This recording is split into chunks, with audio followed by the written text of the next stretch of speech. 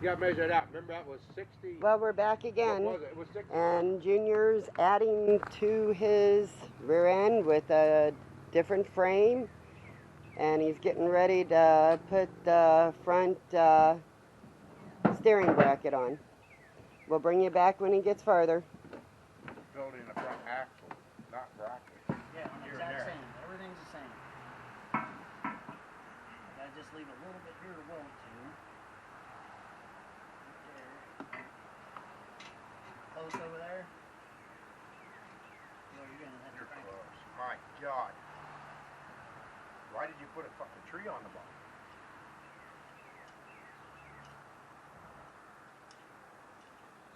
put the jack under it. No,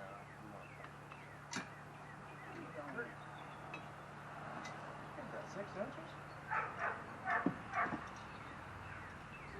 you can leave it, but it's going to look however you want it to look, I guess.